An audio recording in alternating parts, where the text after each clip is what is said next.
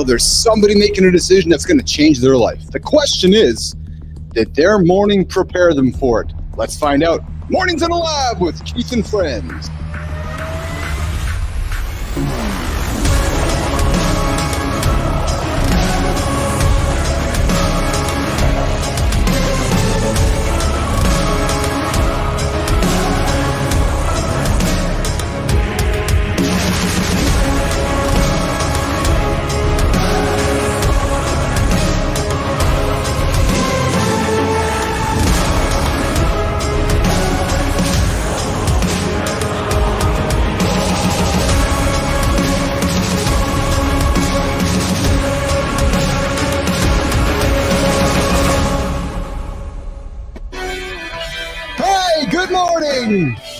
Hey, quick reality check. Yeah. In the next hour, you're going to make roughly 35 decisions that are going to impact your future. Little ones, big ones, life-changing ones. I'm Keith Bilous, and this isn't just another morning show. Nope. You stumbled upon the biggest morning show on the planet for men. And listen, just a quick reminder, we keep it raw and real here in the lab. If you got kids around, now's the time to put those headphones on or politely walk them out of the room. And hey, look at that biggest decision we've got coming up for you today. The one that matters, the one that you can't get wrong. Now ask yourself, Business Athlete Nation, did your morning prepare you for it, or did you step around and hit the snooze button? Because that's what we are solving today. In the lab, we got Jon Andersen, CMartyFit, two guys who turn split-second decisions, oh yeah, into championship moments. And of course, producer Kristina's calling the shots. Well, Jimmy makes sure the ship keeps sailing and moving forward. And of course, Felix is over here as well, helping cut the show up. Today's different because we got Evan Marks with us. And here's what fascinates me about Evan. He took one simple decision. Oh, yeah. He starts his clients with a cold shower. We know how Marty feels about the cold shower and turned it into a framework that's transformed billion-dollar portfolio managers. Now, listen, it sounds crazy, right? But until you understand the neuroscience behind it, it makes a lot of sense. Today, Evan's breaking down exactly how your morning routine is either upgrading or corrupting your decision-making software in your brain. Yes, Jory Jansen's here today. We're talking ketosis. We moved last week through intermittent fasting. We're going to talk some ketosis today for all you guys looking to shed some body fat, build some muscle, and are challenged with this whole idea of eating what to eat, what not to eat, and so forth, so forth. And of course, two major announcements. The League of Business Athletes applications just went live last week. Guys, 100 days, 100 hours, 10 spots, one decision that changes everything. Here's the reality. You join us, you join myself and Jon and Marty and Kristina and Jory and Adam and AJ, your life is going to change. There's no choice. We're going to put you through a 100-day program stretched over 365 days. Your life will change. How do I know? I went through it. True story. So the League of Business Athletes is out there. And of course, we are still going through no month. Yeah, see, the league was born out of my desire to say yes to something I needed to accomplish. Going through divorce, going through a tough point in my life. And what did I do? I needed to sit down and focus. I created a 100-day program with my friend AJ Zeglin, named it through the Business Athlete. I had to say no to a bunch of things in order to say yes. So listen, it's time to engage. Hit subscribe, drop a comment about the toughest decision you've made in your life and you're facing today. And let's engineer a morning that prepares you for it. But hey, let's move the attention over here to bring the crew up on stage and ask and see what everybody's wearing today. It looks like Johnny is sitting somewhere in, I don't know, somewhere in California who's wearing black. He's got the red painter cap on.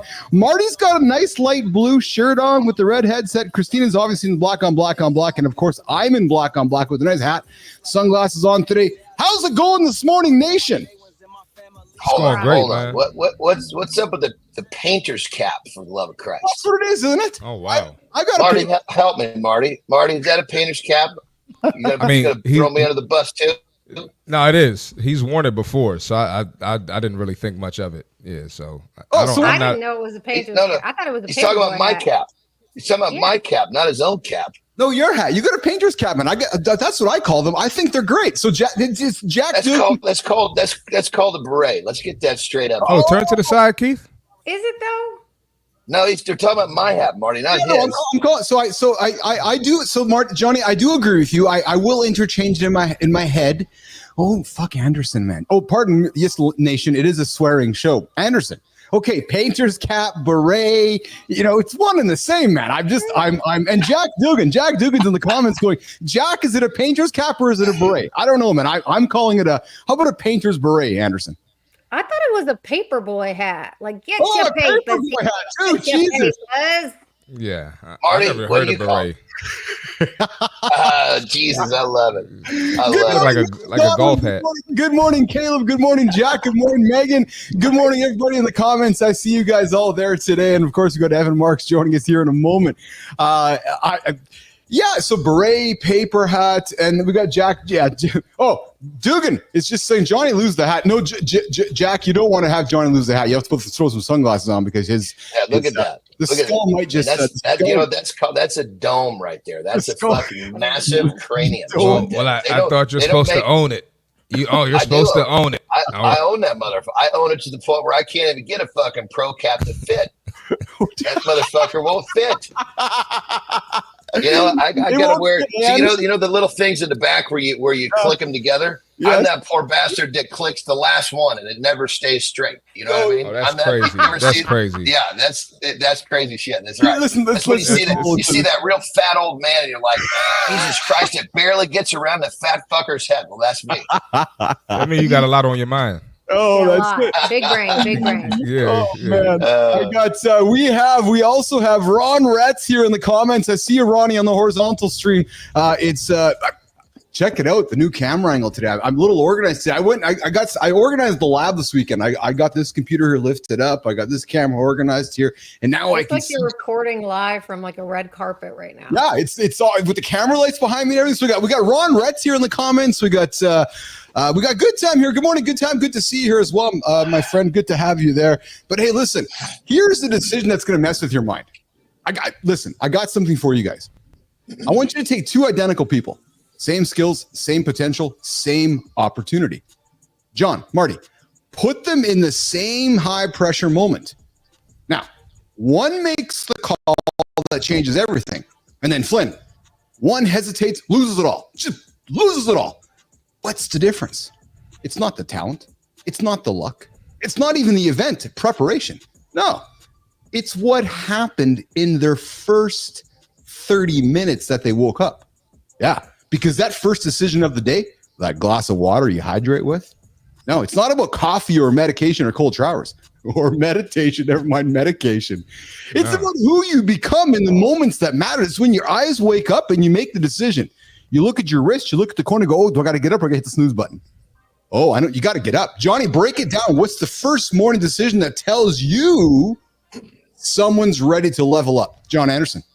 Well, the first thing we got to do is eliminate the thought of the snooze button. When the thought is not there, we're moving in the right direction. I mean, we got to stop it. Don't even entertain that shit anymore, right? So when you wake up, it's not a thought; it's action. You've already pre-planned this. Yes. Don't let the brain get in the way. You know the first 4 easy wins. The alarm goes off, feet hit the ground. You wherever that goddamn phone is, push the button, turn it off. The water should be right there. Boom, there's your water, right? Start moving towards the kitchen, hit your coffee button, whatever you got to do. But this is all pre-planned. There's no thinking about anything. It's all predetermined. Yes. Marty, right now, quick one. Somebody's rolling over thinking what they're going to do right now. Give them something to hang on to get their day started, brother. What do you need to do to get those negative thoughts out of your mind? Oh yeah, we can't wake up positive. It's impossible. No human wakes up positive. We all wake up groggy, cranky, whatever you want to call it. Some people angry, maybe snappy, irritable. What do you need to do to get on the other side of that? So it might be a podcast. It might be push-ups. It might be turn the light on. It might be put the scripture on or whatever. I don't know. Whatever you need to do, figure it out. Yes. There's advice. Even a second alarm. Like I'll use that. I'll have an alarm wake me up 1 minute later. That second alarm goes off, says, hey, get your mind out of the gutter, dipshit. You're going down the wrong rabbit hole. That's one more, Keith. Yes, get it, brother. I do the second alarm, but my second alarm says get your fat ass up or get your broke ass up or get your whatever, get your weak ass up. That works for me. I don't know. It might not work for some of y'all. You might not talk to yourself like that, but whatever message works for you, I do that. And coming soon in the Business Athlete Performance Lab store, custom buttons and sounds with Jon Andersen's voice. And get your ass out of bed right now, motherfucker. Coming soon from Andersen. Hey, as we continue moving on the show here, we're going to bring in Evan Marks here in a few moments after the accountability check-in. Flynn, I had a conversation this weekend with a friend, and we were talking about language. We were talking about the power of language. And what struck me was a conversation, a moment just down the road from you between DeMar DeRozan and Drake. And the conversation where they might have dropped the P word. You know the word, the pussy. And I was talking to my friend this weekend, and she's like, man, I just don't like the word. It's an offensive word. I was like, oh, but why is it an offensive word? Like some people like to eat pussy. She's like, yeah, but that's not the context we're talking about. We're talking about it in a bad way, like calling somebody a pussy. And then it struck me, Flynn, because obviously it was in the news, Drake and DeMar going at it. But let's talk about the power of communication for a few minutes, guys, and the power of words and the power of how a word that to some of us might seem so innocuous, but to some it bothers us. And then my friend says to me, she's like, well, but if it means something so much to that one person, but doesn't mean that much to you, do you have to say it? And she really made me think about it. I was like, well, yeah, like actually, if this human over there is bothered by it, it doesn't bother me, then why would I even have to use it? I don't know. Just that human over there needs to be not so fucking affected by somebody spitting out a word. If you're going to let someone can walk right up to my face, they can say whatever word they want, and I will not let that affect me. Period. End of story. If it's someone I love, if it's my daughter saying, hey, Dad, you really fucked up on that. Okay, I'm going to listen to that. But, when it comes down to it, people can use, I'm going to choose whether I get affected by it or not. And I'm not going to let a word affect me. Totally agree. I think when it comes to me, it's a matter of using these words like bitch, like pussy in reference to women as lesser than. It's not about, for me hearing that, I'm not triggered. We had the dude on the show the other week who said the F word. Okay, that got me. That affected me. Hearing men say pussy or bitch as lesser than, it doesn't affect me. But what it does, it perpetuates a narrative that it means lesser than. Because that's the context within which you're using it. You're using it in reference to lesser than. So the way that I see it is, if you have a wife, if you have a daughter, if you have women in your life that I know that you don't think of as lesser than, why use a word that perpetuates that ideal? And I got to be honest, guys, I was talking to my friend this weekend and she made me rethink about it. I was like, Ma, it's an interesting way to look at it. Now, I do hear your point of view, John, because you've taught me how to react instead of respond. True story, man. I every single day, You mean respond rather than react? Yes, 100%. Since I've met you, I have made it a daily awareness. Man, I focus on it. And so I was having this conversation yesterday and we were chatting about this, and I was like, you raise a good point. Because I wouldn't want somebody referring, and I know, John, you won't, if you wouldn't want somebody referring to your daughters or Terry as a pussy or a bitch in a demeaning, negative way, your back would go up. You're like, what the fuck? So I'm intrigued by both sides of it. I really am. And I think for me, it's more so the teaching an old dog new tricks. It opened my mind to it. Because I in the past would have probably thinking about it in a demeaning way, but since this person approached me with this, and I was like, yeah, I got a daughter. I don't know if I'd want somebody degrading my daughter that way. It really made me think about it, John and Marty, and I was appreciative of this conversation, and like I said to this friend of mine, I said, if there's one thing I'm learning and I'm really enjoying about getting older, Johnny, is I'm loving this idea of proving the world wrong, that you can teach an old dog new tricks, because I love learning new things. And when let's just say that we're in a situation where, so this is a word, not a physical act. Somebody has a physical act against one of my ladies, they got a problem on their hands. Yes. Yeah. But if this is a word, I've taught I don't have to teach my wife. She understands. I've taught my daughters, listen, that person doesn't get it. You need to make sure that person stays over there. This is not a person you keep in your space. We don't waste our energy, our time with that person. They're uninformed. They're ignorant. We just get them out of our space. It's like we can choose to be affected by idiots, or we can choose to not be and keep them out of our circle. And pal, there's certainly something to be said for what you've said. I can't disagree with that. And I think that, so where I continue to go through it, sometimes it's just as important, I think, to look in our own mirror and ask ourselves whether it's what's bothering us. Is it the situation? Because I don't want to be respectful, because I never want to be disrespectful of how somebody's feeling if something's bothering them, right? Yeah, and I know you're the same way, Johnny. But to me, it's I think listen, it's not black and white. I'm fascinated by, I had the same conversation about cultural appropriation with this friend over the weekend. And that's what I love about this show. And that's what I love about this space, that we can have these conversations around curiosity, right? Because maybe there's not a right or wrong answer, but let's talk about it. Right. Marty, what's your opinion? Before I jump with the accountability check-in, Marty. Yeah, no, I'm with Jon and Kristina here. They both made valid points. My thing is too, though, I'm kind of leaning with Johnny on, not that I'm not leaning towards Tina, but I'm with Johnny on the. You're good. Okay, I just want to make sure. You gotta kind of have tough skin, and you gotta realize too, even if these people aren't calling you these names to your face, there are people talking behind your back.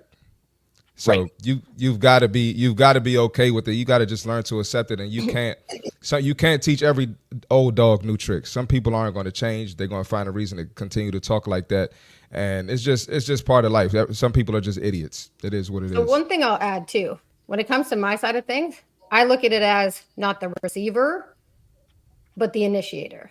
Yeah. So I'm not actually looking at it as somebody who's having it called about them, or I'm just saying, as a person who knows and is intelligent enough to know, in this case, there's a number of different cases, but pussy and bitch is a reference to women as lesser than.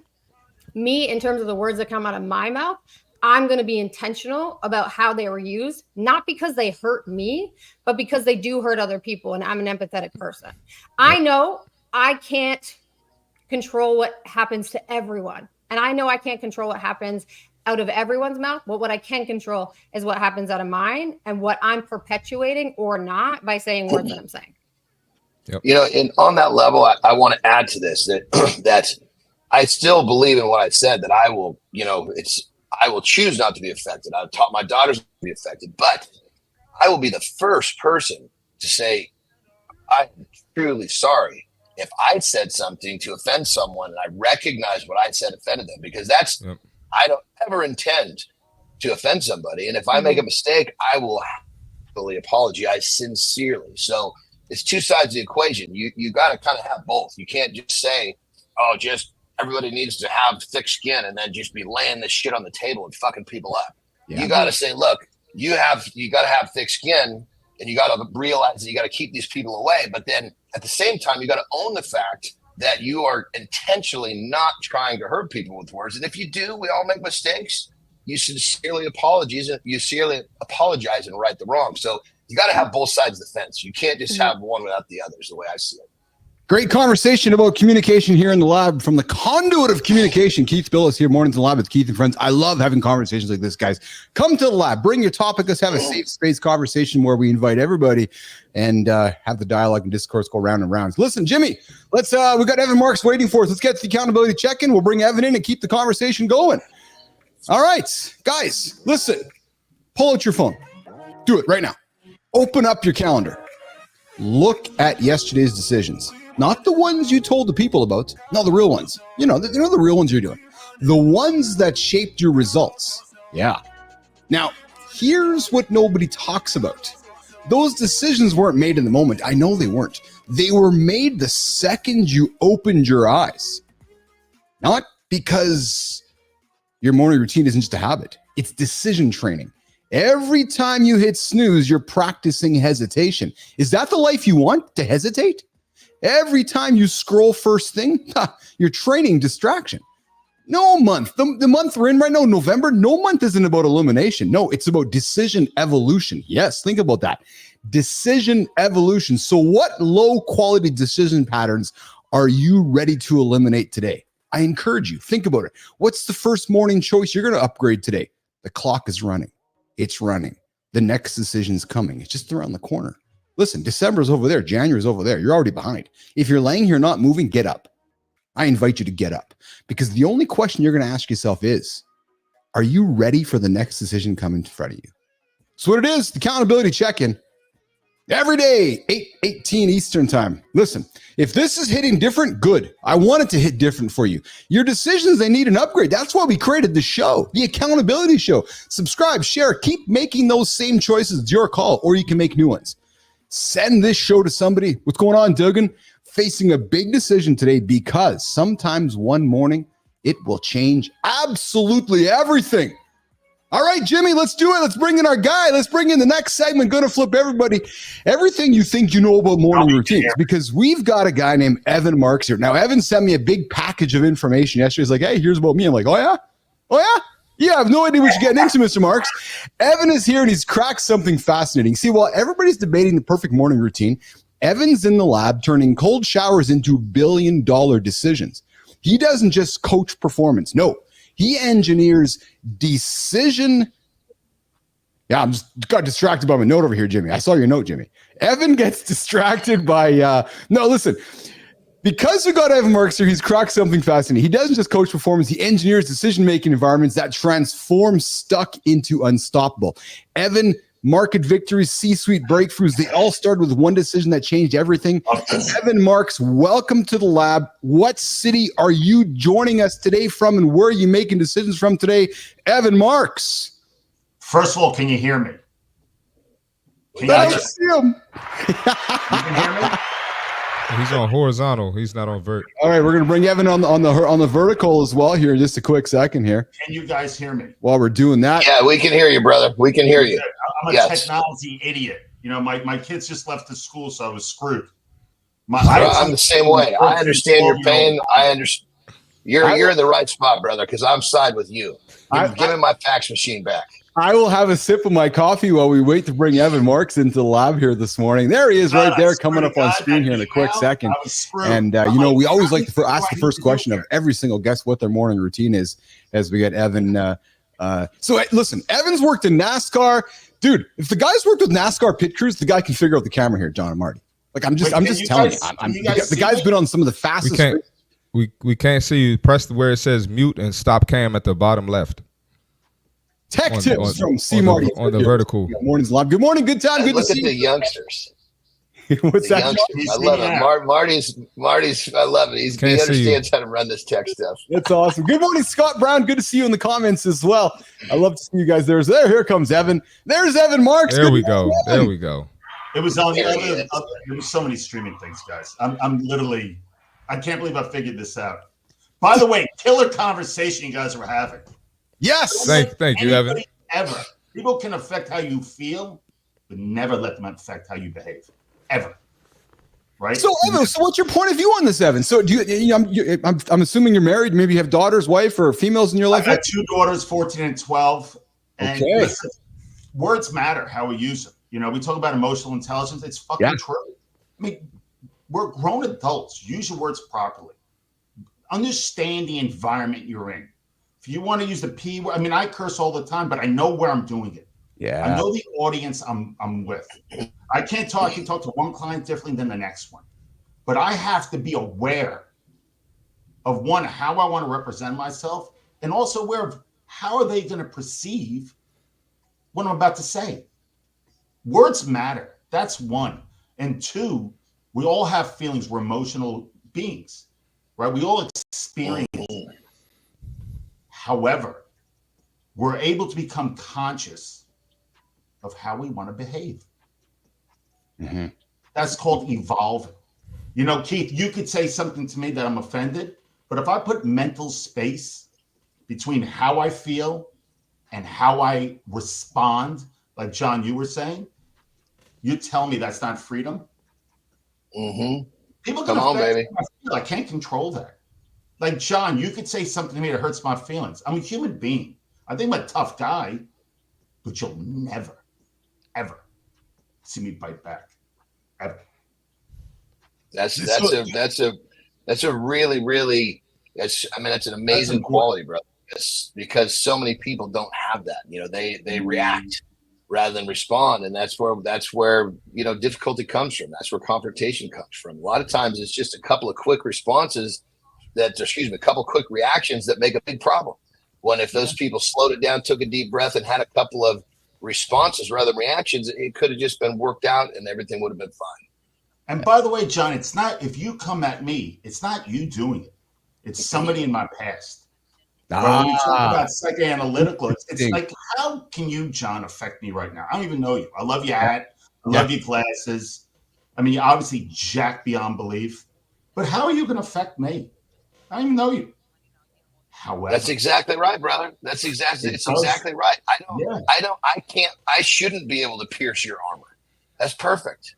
You know what's and you're my father, my brother, you're somebody in my past that got me. It triggered me.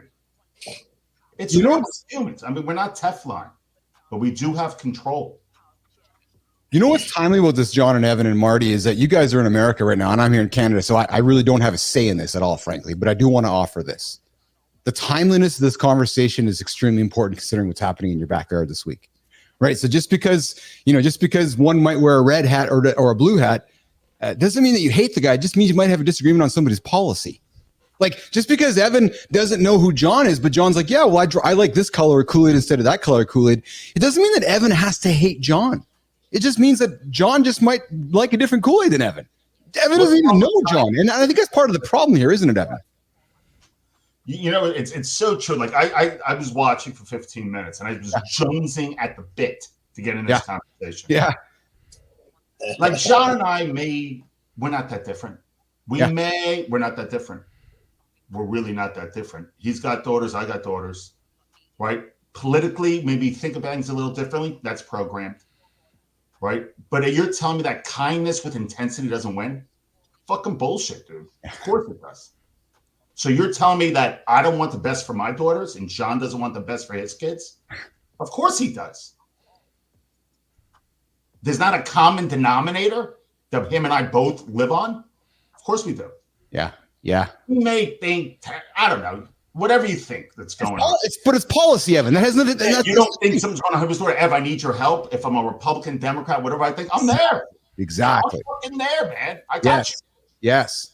That's the philosophy we need. I got you back.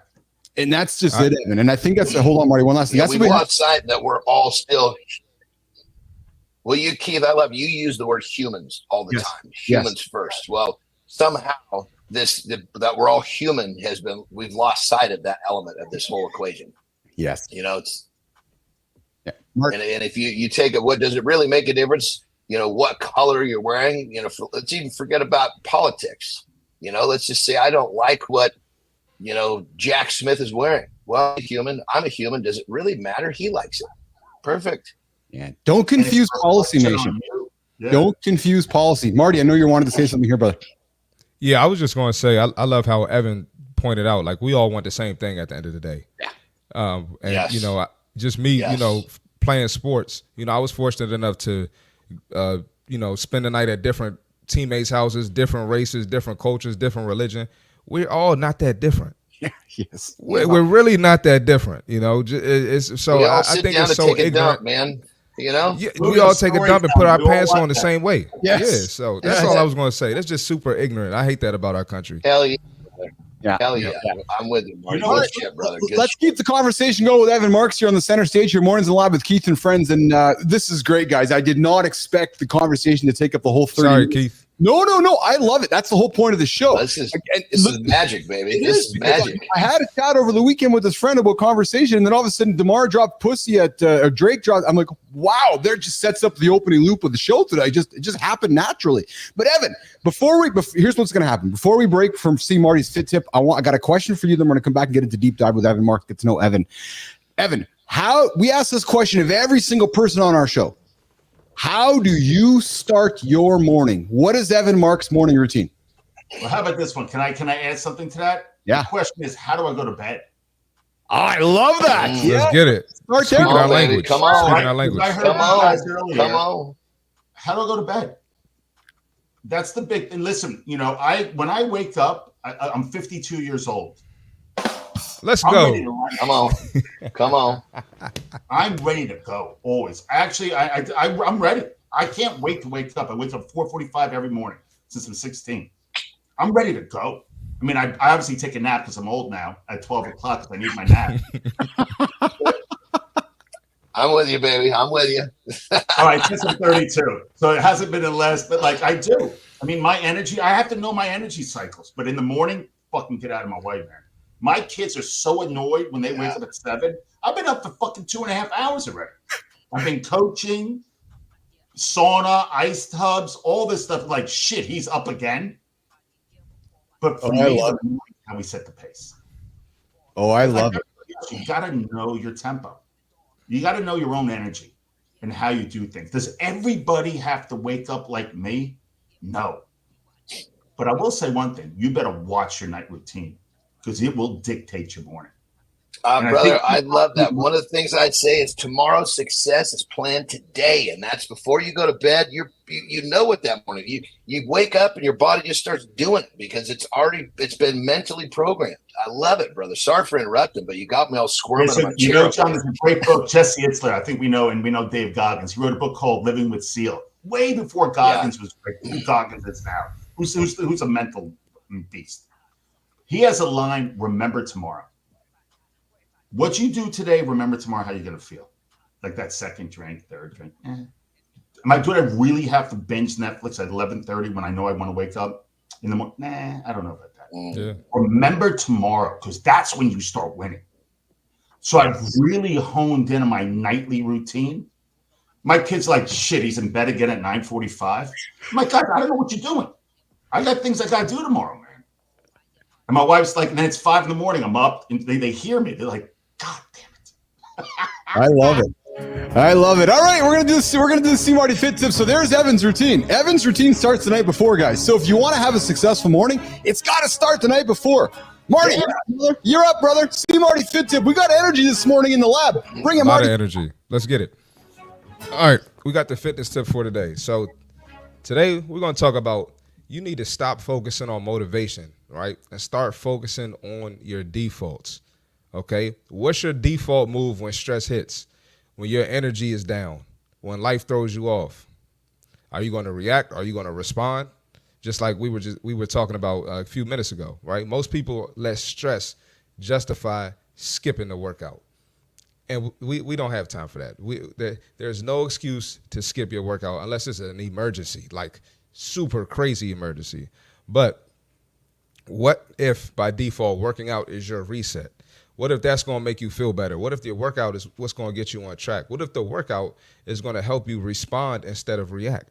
So instead of reaching for the couch, going to binge watch Netflix, grabbing the drink, going to the drive-through of the fast food restaurant that your personal trainer told you to stop going to, right? Instead of doing that, use movement as the first response to a burnout, to a bad day, to just business throwing you off, family issues, whatever it is. So make it a rule. When your mind says skip, your body says go. Still find a way to get to that workout. Still find a way to push through even when you don't feel like it. And guess what? You're going to feel better after the workout. You're going to be glad that you went. Nobody ever regretted, going to a workout when they didn't feel like it. So your default mode is going to shape your results way more than any little boost of motivation. We don't talk about motivation here. We talk about discipline, mental toughness, and resiliency. So rewire that default, make fitness a stress response, and watch it become the most powerful habit in your life. That's the fitness tip for today. Marty's bringing that energy along with Evan and Johnny and Flynn and myself this morning. Absolutely. We're keeping it going here. We got it rocking. Marty's got a big day ahead of him today. We're all excited for Marty and the family here. Marty's got a massive day in front of him here today. So eager to keep that momentum going. All right, let's go deeper with Evan. We've been talking with Evan on morning routine and night routines and what time to go to bed at night and so forth. But listen, because morning routines just aren't about productivity, they're about prepping for the moments when everything's on the line. Evan, in your 25 years of watching high performers make career-defining decisions, Evan, what's the morning pattern that predicts whether someone will execute or hesitate when pressure hits? And I'm going to add to that question.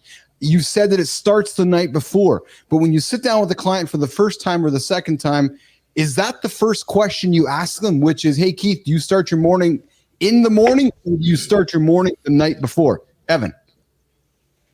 Well, it's interesting. So what I do for a living, so I'm a mental performance coach. So I marry the why and the how. So my practice is based on modern psychoanalytical theory, meets the latest research in neuroscience, which is how the brain works. So I usually say, I said, why? Why did you come to me now? That's how I start things. What brought you to say, you know what? Something's off. I'm not evolving the way I want to evolve. I'm not the person I need to be, I want to be, I should be. So it's really, it's interesting because I'm going to geek out for a second, but our learned behavior, our circuitry in our brains is pre-programmed from our caregivers, from the environment we grew up in. I want to know that. I want to do a little scuba diving to understand who I'm working with, because we all have different starting points. I can't say here are the goals, because you probably never obtain the goals you wanted to do anyway. So I want to know what behavior we need to change, because, and it's so, it's great how you guys started. We're all emotional beings. You're allowed to be nervous, frustrated, ashamed, embarrassed, name it, fear of. But how do I attach a new behavior to the fear of being nervous, ashamed, embarrassed, to create a new experience for you? And what that does psychologically, neurologically in your brain, we start to rewire. So I really, Keith, I want to know where I'm starting with. Where are you in this journey? Right? Because everybody's different. I can't say, here's a fucking template, let's just go to work. It doesn't work that way. Yeah. Right? Like my average client is 5.5 years. We build strong mental foundations. Everything you guys discussed before I got on and now, we build that brick by brick, consistency, resilience, persistence, and then we leverage it, piss out of it. And that's what I do for a living. Hey, dude, you drop brick by brick, you might get a cease and desist order from Bill or from Adam, because I dropped that in my post yesterday, and I got a letter from Bill and Adam, cease and desist for using brick by brick. Sorry, Adam House, just saying it, Evan. Adam, I love you, brother. You know I do. But literally, the thing about brick by brick, Adam House Senior, love you. But it's one of those things where cement's got to dry. Yeah. Just because you did it once or twice doesn't mean the brick's laid in. It's that repetition. People always ask me, Ed, when am I going to see results? You know what I said? I said, I have no idea, no clue. What do you mean you have no clue? I said, but I'll tell you one thing. Today and in a couple weeks or whatever from now, it's going to look a lot different. A lot different. It's really just, I always talk about, Keith, about you have to slow down in order to speed up. But slowing down is not taking your foot off the gas. It's really the art of intentionality. Be fucking intentional, man. Yeah. Be intentional with your morning routine, with your evening routine, what you want. Be clear. The path, Marty, what you were saying when we took that break about training and stuff like that, that's intention. Like, you may not see it on Wednesday, Thursday, Friday, but when you start to see it, it opens up. Because progress is so elusive sometimes. As a coach, I see it before my client because I observe, right? I'm the outside looking in. But you start to get intentional. All of a sudden, and I did a podcast a couple of weeks, you look back, you're like, get the fuck out of here. Yeah. How do you get here? And then, bang, it starts to leverage, right? Because 2 and 2 and 4 means nothing. 4 and 4 and 8, nothing. But as you start to go, you're like, man, this is awesome. And what happens then? It goes even more. Evan, you've mentioned the relationship between physical challenge and decision confidence. Now, let's lean into the neuroscience with this. This is where you come from. What happens in someone's brain, Evan Marks, when they start their day conquering something that scares them? You've been there. You've got clients. You get up and you're like, oh, fuck, I got to go to a meeting today. I'm scared of. I got to go for a run. I got a big lift. And, let's not get caught up in defining scares. There's an emotional reaction. A person's waking up and they're hesitantly getting through their morning. What happens in that person's brain when they start their day conquering something that scares Evan Marks? Remember, it's not the result, right? There's a great Harvard research out that when we're result driven, we can significantly diminish our skill set. So how do we tie that research into what's going on in the brain? Dopamine, serotonin. Yeah. It's not the fact when it's over that you get that dopamine kick. The reward actually is in the doing of it. Yes. The journey, baby. Yeah. It's the journey of it. Ooh, whoa. Like, so cold showers, right? You guys mentioned earlier. I've been doing it for 15 years. I fucking hate it. Hate it. But what happens, dopamine levels last for 6 hours. after you get out of one of these cold showers for I think it's 2 or 3 minutes. It's just boosting. It's not even that. It's the fact that you walk out why did I just do that? But you did it. 3 minutes. You're telling me when you go scrolling your phone for 29,000 minutes a day that it's 3 minutes and it changes, first of all, neurologically in your brain, but it changes what you believe about yourself. Nobody wants to take a cold shower. But when you do, what else am I capable of doing? That's the whole fucking process behind that. Whether you're a CEO, athlete, trader, I don't care where, founder, when your belief system starts to change, it's a conscious, intentional act. I think we're all saying the same thing. Yes. When you start to, confidence, consistency with evidence builds confidence. Fucking bang. Performance equals potential minus interference. We start to navigate that simplicity with repetition. Evan, I say this often to folks who come to me and say, I want to start a business. I'm like, oh yeah? Why don't you go run a marathon or climb a mountain or go do a bodybuilding competition first? Like, oh, why would I do that? I go, so if you can commit to 100 days or 120 days of that first to go save yourself thousands of dollars, because it's not going to be fucking easy. And that's why I love doing endurance sports, because it's about a mental game for me. I talk with Johnny and Marty about it all the time. If I'm going on to a 60, 90-minute run or a cycle, it's like fucking 90 minutes of torture. Why do I do it? I hate it. But it mentally makes me strong. And that's what business is. That's what my whole weekend's been, thinking about business. So I often say to somebody, before you go into business, go and fucking run a marathon or go climb a mountain or go do bodybuilding like Andersen, because if you can get through that, then come back and talk to me. Evan, comment on that.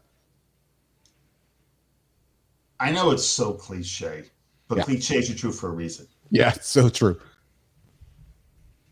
The greatest feeling of all, it's not the fear of rejection, embarrassment. It's actually the fear of regret. Yes. So that is the most intense. Now, why is that so? And Keith going to me say, what happens if I fail? Yeah. Hold you back.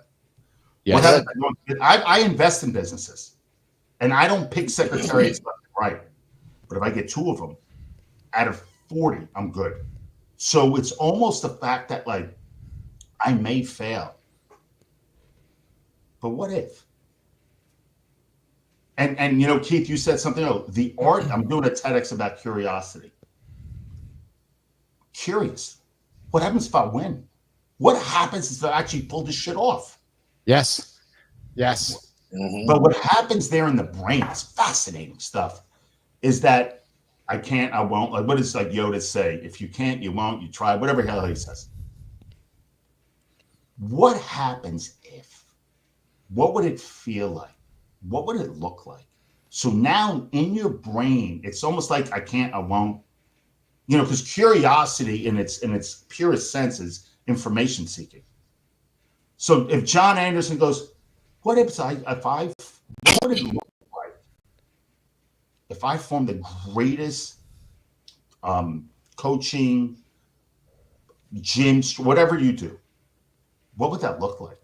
So now, as opposed to, I don't know, what happens if? It's because it opens the gate to, obviously you may fail, no shit, but you may win.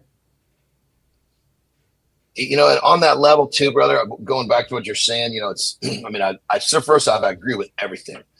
And, when you're talking about belief, and when you walk into a room or anywhere and you are confidently knowing that you're willing to make the harder decisions, you're willing to do the more difficult shit than the people around you, it puts you in such a pole position to just do what the fuck you want, because if you land on your face, you'll be the first one back to your feet.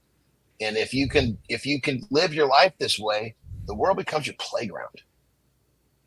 Because you have evidence, John, that it's all right. Because what happens is, and this is all psychoanalytical. What happens if I fail? We start going down these fractals. My wife won't love me. I'll lose my house. I'll lose this. We start going that way, right? That's just a normal way. Because remember, we're wired as humans through evolution, survival first instead of thriving. But we know now through the greatest research in neuroscience that we can't take the pendulum all the way to thriving because it just doesn't work that way. But the words we use, like you guys spoke earlier, the behaviors we consciously choose, we could take that pendulum and get it more to the middle. Brother, oh my God. You hear the word failure. I in my own mantra, I either I succeed or I learn. I love that. It's true, because a failure, all failure does is give me a better position to try again. So I learned. Failure is part of the process. You cannot succeed without lots of failures. You cannot succeed without a lot of learning. So why not just take that fucking word and rewrite learn over the top of it? And then everybody stop fucking flipping out. And I agree with you, John, right? The learning side of that is like, listen, you could be a fool and keep failing because you're doing the same fucking thing over and over and over because you're a moron. Right? Because you're not learning, you're not being introspective, you're not reflecting. Like then, failures are right because no, it's not. If you're not learning and keeps making the same mistakes, it's not gonna work for you. Well, isn't that the definition of temporary insanity? Repeating the same 100%. Process, hoping for a different outcome. That's when you call a technical timeout. You say, wait a second, okay, something's wrong. Hey, you're hanging out with Keith, Evan, Marty, and John here. Mornings Alive with Keith and friends. Evan Marks is hanging out with us here this morning. A great conversation. Clearly, Flynn, Marty, and John, we got to have Marks back. He is absolutely business. I just want to add one thing because I kind of just was soaking up the game. But I wanted to, real quick, Evan, I love how you say you've been doing the cold showers for 15 years and you fucking hate it. And what I got from that was basically you got to continue to challenge yourself and do something difficult that you don't look forward to doing because life, it just keeps throwing challenges at you. Even at 52, I'm 31, but I'm just learning from the older guys. And, I'm loving the game. That's why I ain't really saying much. I just want to add that real quick. You're absolutely right, Marty. To be really honest with you, but you can't be a fucking moron. I did a CrossFit class. I'm like, you know what? I got my photo in the basement. I got all this stuff. I'm like, I look at my wife. I'm coaching 10 hours a day. I say, I don't see anybody. I'm doing, by the way, shoulder replacement. I played college lacrosse. Total shoulder replacement. 2 reconstructive knee surgery. I have to get a new knee put in. I mean, so many surgeries. I was like, you think that's a good idea? I go, let me give it a shot. On the floor for a week with a dislocated L5, a slipped L5. My wife looks at me and she goes, really? You haven't learned much, have you? All right, Evan. So before we walk you out of the door here, my friend, how can Business Athlete Nation connect with Evan Marks, M1 Performance, before we bring Johnny up for the lifestyle tip and Jory Jansen in for our protein break? Evan, how can Nation connect with you, my friend? I'm on LinkedIn at Evan Marks. I'm on Instagram at emarks72. I have my own, obviously, I hope I have a website, otherwise I don't really have business. It's m1performancegroup.com, which has a cool video and all my podcasts and what I do and all that garbage. Dude, you come back. Can I leave with a leaving note? Yes. We all have the power to choose. Yes. Just give yourself a little bit of fucking mental space. That's it. You'll start really forming new experiences. Just take a breath. Take a breath. The power of intention. Evan Marks, M1 Performance. Evan, you come back, hang out with us again sometime, will you? Any day of the week, brother. Hey, thanks, Evan. Appreciate you, man. You're everybody, and Keith, that El Guapo, I'm telling you, man, I appreciate you inviting me on. Brother, I just got to say, bro, you're a fucking rock star. Keep this shit going, man. I love it. Johnny, I appreciate that, brother. We're going to bring Marks back. He's going to be a hit. I can tell he's a hit with our audience. He's going to be a hit with our audience. He's back. Evan Marks, M1 Performance. Go check him out. Jon Andersen, the lifestyle tip. Jory Jansen's up next with the protein break. We're talking ketosis. Evan, if you want to stick around, you're more than welcome to, brother. I love ketosis, man. I haven't eaten yet. Yeah, I don't eat for 5 days sometimes. Yeah. If you want to hang out in the green room, hang out. We'll bring you back on for the next segment as well. No, man, I got an hour. Yeah, I love this shit. All right, hang around, Marks. Johnny, you're up, brother. Let's go. All right. We all know that life can be a son of a bitch sometimes. It just feels like at different points in our lives, it just feels like everything is working against us. Well, remember this. An airplane will intentionally choose to take off into the wind. So what you got to remember is don't run from the resistance. Don't run from the forces that are coming at you. Run to them. When you push into these challenges, this is where you're going to have the big rewards. I cannot tell you how impactful this was in my life. When I started to learn to run to it rather than running from it, everything started to change. I know it's counterintuitive, but trust me when I tell you, give this a try and you will see some major fruits from your labor. And once you see this, you can't unsee it. Once you ring this bell, you can't unring the bell, and life will be forever changed. Rock and roll. Lifestyle tip of the day, every single day, 8:45 Eastern time. Give you something to rock and roll, guys. All right. Hey, we got this one coming up here. There's the GOAT. Yes, Jory Johnson joining us this morning from Winnipeg, Canada, our resident nutritionist, dietitian, food expert. And Johnny, Jimmy, if Evan's hanging around, we can bring Evan up for this one as well. We can keep Evan in the conversation here. But Jory, last week we talked intermittent fasting. And man, we had a great chat Monday, Wednesday, Friday, talking about how to do it, what to do. But then you dropped the nugget, Jory, on Friday. And you're like, oh, about ketosis. I'm like, oh. And Johnny's like, oh, ketosis. Because Johnny, he works a lot of clients and on achieving body recomp, body composition. Let's spend some time talking today about ketosis, what it means, how it works. There's guys tuning in right now going, okay, they talked about intermittent fasting. What the hell does ketosis thing mean? Jory, let's start from the beginning. Yeah. So ketosis is really your body transitioning from using a steady flow of glucose, which is readily available for us so we can actually think and concentrate, make good decisions, and have quality workouts. If you're a high-level performance athlete, it's a great quick source of energy to keep you going. So when you're in ketosis, you're switching from using glucose, a storage form of glycogen and our muscle and liver. You're switching to fatty acids, and fatty acids through metabolic processes eventually becomes your energy source. And you use that as your main fuel source to give you the energy that you're looking for. Johnny, love to hear you jumping on this one too, brother. I always try to put this into a form that's really easy for people to understand. So what Jory said is perfect, 100%. And during that switch, when the body goes into burning the fatty acids, it basically creates a. My bad. So basically, as the body does this, right? It's almost like the exhaust is a ketone, and the brain senses this and goes, "Hey, I don't know what the hell that is, but that is really user friendly. It feels really easy to use. Make some more of those." And so the body goes into basically creating, it goes into hyperketone, if you will, and the problem is that people end up, you hear of people getting into ketosis and they kind of burn out. Well, it's almost like the body is in this it's burning fatty acids, which is a challenge. And it's almost like a runner going around a track. At some point, he's got to stop and he's got to breathe a little bit. And so a lot of times people get into ketosis and they crash and they have different problems. It's because it's not an easy process for the body. But what I like the idea is when people understand that when the body starts to burn that fatty acid, the exhaust is a ketone. And remember, this is just to help people understand how it works. The brain senses that, says, I like this. Let's keep going. Make more of those things. And boom, off it goes. Jory, why would somebody want to adopt this? Why would somebody want to get into ketosis? And so then the second part of that question is, how hard is it for a human to get into ketosis? And then the third part, when does it happen? So why, how, and when? So the why is varied. For some people, it's for medical reasons, right? They want to get their blood sugar in control. Also, some people, especially with young ones, it helps control seizures. So there's medical reasons why people will follow a ketogenic diet. Generally, what most of us are going to face with, our clients are looking for weight loss.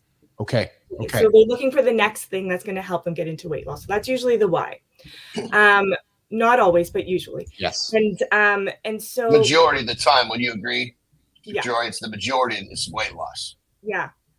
That's the trigger, right? So I'm saying let's lean here. So Jory and John, when people come to you guys, 99% of the time, it's because Is it weight loss or is it body composition? They're two different things. They are two different things. For me, it depends on the population. Okay. So when I'm dealing with people like I consider me, general population, Yes. it's usually for a weight loss until until we have a conversation. Okay. That. For high performance athletes, whether it's pro sport or Olympic, it's both, because sometimes the sport depends on weight. Right. So it doesn't matter what their body composition is. If they're not making weight, they're not competing. So it will depend on who my client is. But let's say like general, like high performance humans, but not pro or Olympic athletes. They usually say weight loss, but as we have a conversation, we realize it's more than just weight loss, especially if they're looking for other health outcomes as well. We're looking at body composition. I think that's really important to think about. So with the ketogenic diet, generally, like you're having like the carbohydrate source will be equivalent to having a large banana, really. Like you're getting about 30 grams of carbs from a banana. So not that you have to eat a banana, but that amount of carbohydrate doesn't take much to for the day, like the whole day. For the day. Whole day. Yeah. The whole day. It's not at once. It's sneaking its way in there. You can't get that shit out. It's like, I call it unintentionally digested carbohydrate. Yeah. So that's what you get. And it's not a high protein diet either. It's a moderate protein. It's the high fat content. Fat content will be like 45% to like 70% of your total intake. So it depends on the size of your body too, to, what does low carb mean to you? So you got to play around with it a little bit, but it could take 12 hours to like days to get to ketosis. It depends on the individual. It really does. And so you have to really play around with it. You're going to feel, for most people, are going to feel pretty crappy for a week to 3 weeks of like flu-like symptoms, because your body's adapting. It's getting used to this new source of energy that you're trying to use to create these metabolic changes. Johnny? Yeah, excuse me. A lot of people think that a low carbohydrate diet is keto. That's still not the case. Your protein, just keeping your protein high, in most cases, is going to keep somebody out of ketosis. And so just remember, just like Jory said, the protein is not a very big part of a keto diet. The fat is the majority.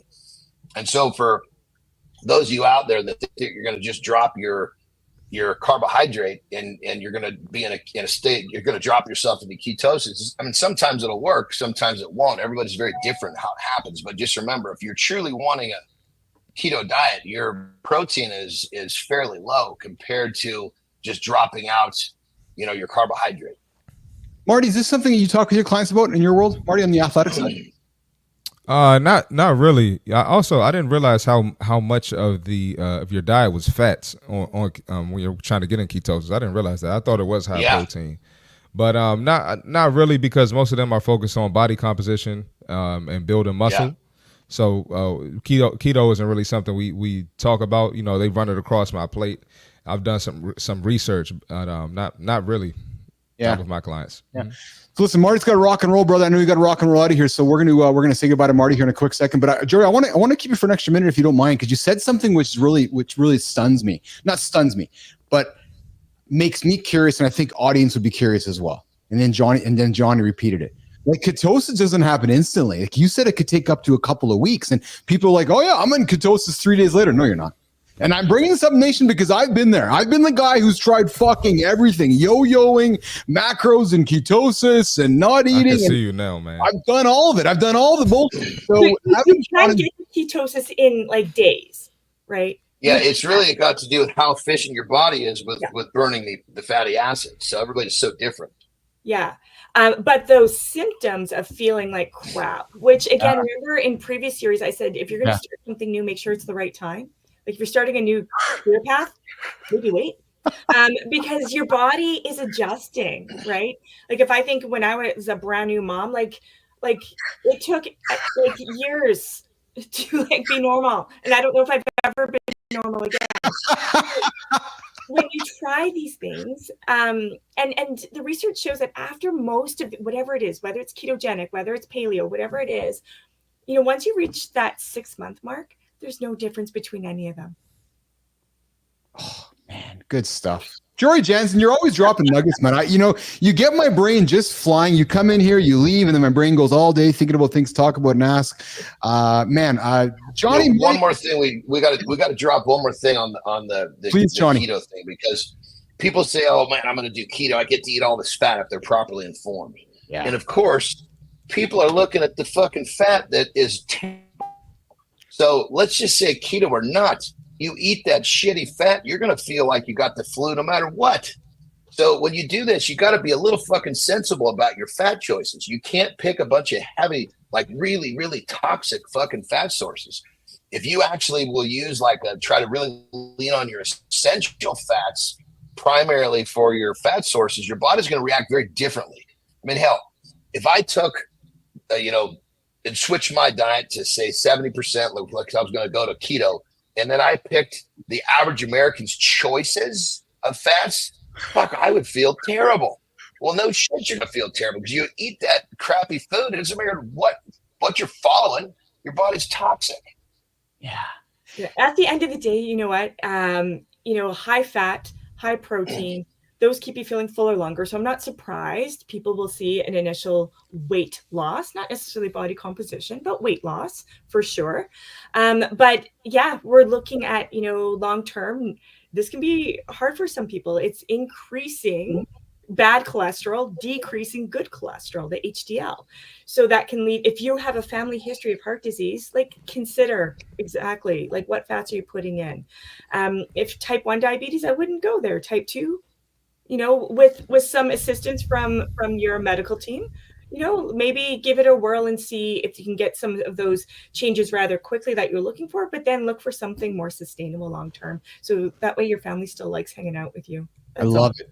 John and Jory, do we need to keep the conversation going on Wednesday about fat? And I know it's so cliche and simple for many, but maybe not. Still, people get confused by fat. And I'm only going to ask because John and Jory, are people in 2024 still fucking confused by fat? John? Yes. I mean, when it comes down to it, people don't recognize that there's fats that your body is welcoming and there's fats that your body's going, what the fuck are you doing? And think of it like this too, a fat cell is a storage of toxicity.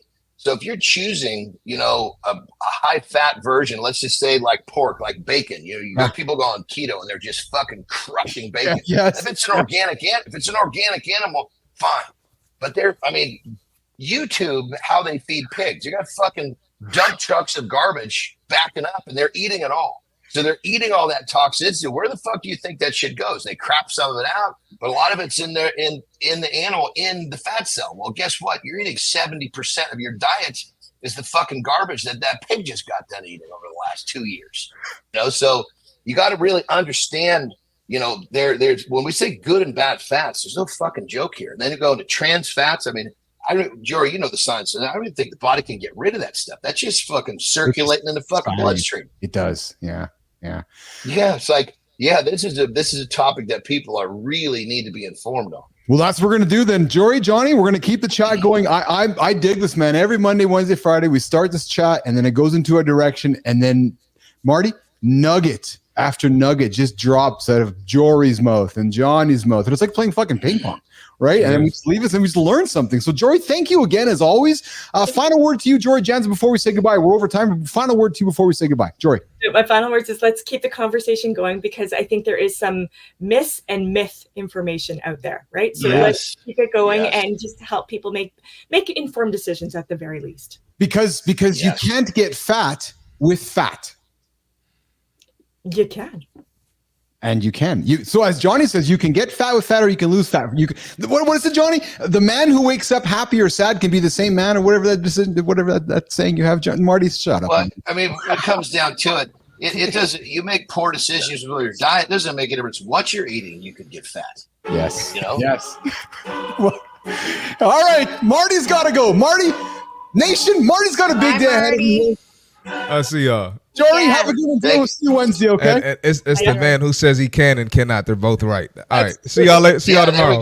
There we go. See you, Jory. See you, Marty. All right, we got Flynn coming up. We got Flynn coming up with the brand bite. Let's get after it, Flinner.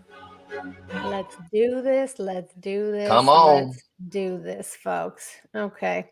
Wait till my screens are clear. We are good. All right. So here's a 20-minute exercise that can change everything. Self-reflection. It's everything when it comes to self-improvement, but unfortunately, too many of us don't know where to start. So here's an exercise that takes 20 minutes max, but could save you, says fucking 20 hours of work. I don't know. It saves you a lot of time. That's one of those like bro quotes. So here's what I want you to do. Visualize yourself at 12 years old. What were you like back then? What did you dream about? What were you afraid of? Now imagine walking up to that same 12-year-old, you as a 12-year-old, and sharing details about your life now. Tell them where you live, who you're surrounded by, what you do for a living, and go even deeper. Your likes, your fears, your aspirations. How would that 12-year-old respond to you? Are they proud? Are they shocked? Maybe they're a little disappointed. Whatever the answers are, use them. Let them motivate you. Let them guide you through your next steps. And remember that there's no one way and there's no wrong way for doing this. There's only your way and your opportunity to further connect with your story. Yes, it is that simple. I have entered my no fucks era, and I promise you, if you take today's brand bite into effect, you will be one step closer to entering yours. You got this. Brand Bite every single day, 9 o'clock Eastern time, mornings in the lab with Keith and friends. Running a few minutes over time here today after Jory just dropped out of here with talking, we're talking about ketosis and fat and so forth. And you guys want to listen to that if you haven't tuned into it yet. But hey, we are on for Reloaded. Jimmy, hour 2 is beginning. A few minutes behind, that's okay. It's the power of live content. Yep, and I think, so you know what, actually, Evan was supposed to stick around and dance for this. Flynn. I think he was. Yes. Yes. I don't know where the hell Mark's went, but Mark's was going to hang around, but he left. He's probably doing burpees or something in his basement. I don't know what he's doing, but all right. So listen, the first hour is done. Morning Loop. We talked about the power of language. We met Evan Marks. Jumps into the cold shower every single day. We continue that chat about just the choices you have in your day and you know, where you're going to head. And then we talked to Jon Andersen about ketosis and fat burning and so forth. Now we're going to restart the second hour, Morning Loop Reloaded. And I want to start this hour the same way that I started the last hour. And I just, you know, we don't get many chances to do this, but I want to keep leaning into the conversation with humanity. And Johnny, I subscribe to Arnold's newsletter, Arnold Schwarzenegger's newsletter. The Pumped, whatever it's called, and he dropped something in my inbox this morning. I wanted to talk about it because I thought he just said some really great things which are meaningful, considering it is a big week in the United States. And you know, first of all, Johnny, he says, "Nation, business athlete nation, Americans, use your power." Right. You know, it's easy to take things for granted, but there are people around the world who give up everything to have the opportunity to choose a direction for your country. So just, you know, I say this often in Canada. I say this with civic, all kind of politics. You can't bitch if you're not going to vote. It's just, you can't. You can't have one without the other. But here's the one, and here's the one I really want to lean into for today's show. The second challenge that Arnold puts on the table for all of us is this. It's going to be harder for everybody. And we talked about this a little bit in the first hour, and I know Johnny believes what I'm going to say very clearly here. I want you to remember, Business Athlete Nation, that even though people might disagree with you, they're not your enemy. No. You might disagree with somebody about debt or taxes or immigration, you name it. I'm just reading Arnold's word for word here. But that does not mean you have to give up your humanity. And it doesn't mean you have to be nasty to the person over there. It doesn't mean that they're a communist or a Nazi. And here's what I loved about what he said, Kristina and Jon. It just means that that person over there has a different vision of policy. That's it. That's it. Doesn't mean they hate Jon. Doesn't mean they hate Keith. It's got a different point of view. And what I've learned, especially as I get older, there's some power in learning about new points of view. And I know that there's some people at the top have given all of us a bad example, how to treat our fellow men and human. And all you have to do is listen to some of the rhetoric over the last few days. We'll just put that aside. But my challenge that Arnold says to all of you is just to stay out of the mud, because there's going to be enough nastiness over these next 5 to 10 days in the United States, no matter what happens. So as Arnold says to all of you, and I'm going to offer it up as well, just as your Canadian uncle to the north.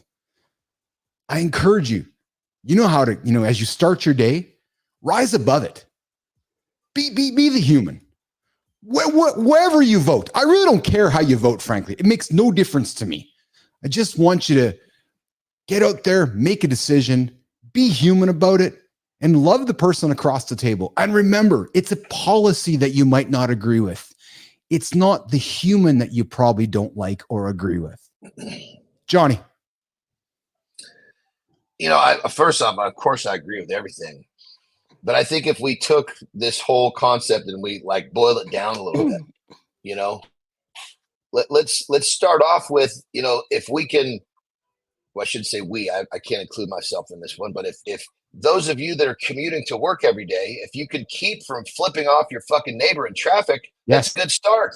Yes. Because it's, of course, you're going to be all fucking wound up with the difference in opinion of policy. If you can't fucking treat each other with respect when you're sitting in a fucking car in traffic next to each other. Yes. And so it's kind of like, I think it's got to go. I so agree with everything, but I think, if you get to the roots of it, I think then, all of the things that we see that are above ground are going to start to change. And unfortunately, somehow, some way, everybody's gotten so goddamn wound up tight. And, the word hate is thrown around like it's like I don't think that word should be part of someone's vocabulary. Dislike, there's so many words you can use to describe it that doesn't prompt that direction of your mind. But either way, I so agree, Arnold. And on that level, I think the place to start is with the easy shit, with the stuff, just treating your fellow man with respect in the goofiest little situations, in the grocery store, in line, when you're in traffic, when you're buying coffee. One thing I love is when I pass somebody and I address, hey, how are you? And most people are not used to that. And they're like, I'm great. How are you? When I'm on the telephone, like if I call in the bank, right, and I need some help, and I don't know this person. She says, hello, this is Jessica. How can I help you? Hey, Jessica, how are you today? I'm John. Hope you're having a great day. There's a little pause. She'll go, hey, John, I'm having a great day. And she's so used to dealing with pissed off people. I can give her a little respect, a little joy, and that shit spreads like wildfire. If people would just recognize that we can actually be kind to others, and it's a different world we live in. What's crazy when you said that, Johnny and Flynn, I'm going to bring you up here, is that Johnny said something that we all do throughout our days. And again, the point of this show is to create aha moments for people. I'm hoping somebody heard John and they're going, yeah, you know what? I got to make a phone call right now and I'm going to ask the person how they're feeling right now. Kristina, it's just those simple things, right? Those simple things, Kristina, that we often get so caught up in. And Evan talks about intention. And I know we're talking cliche and fooey, but man, when Johnny intentionally asks the human on the other side of the phone how they're doing, the power of how John's affecting that human, eh, Kristina? Sorry, Chris, go ahead. Forgive me. It's bringing humanity into interactions again. It's about we so easily go through our day with this monotony of I just got to get it through the day. I just got to get through it. I don't have time to ask anyone how they're doing. I do the same thing, John. And I remember my parents always doing the exact same thing. And you're right. There's always a pause. And then there's kind of I don't really know what to do with this. And then there's sometimes a response, but oftentimes it's they also are okay, get to it. Do you even mean this? Are you just saying it? I think the point that Evan raised that really hit with me is that so much of the anger towards someone else is really not towards that person at all. It's towards people in our lives that have hurt us. It's towards the situations that are out of our control that we wish we could control. It's towards all of these things that are triggering us that are always about us.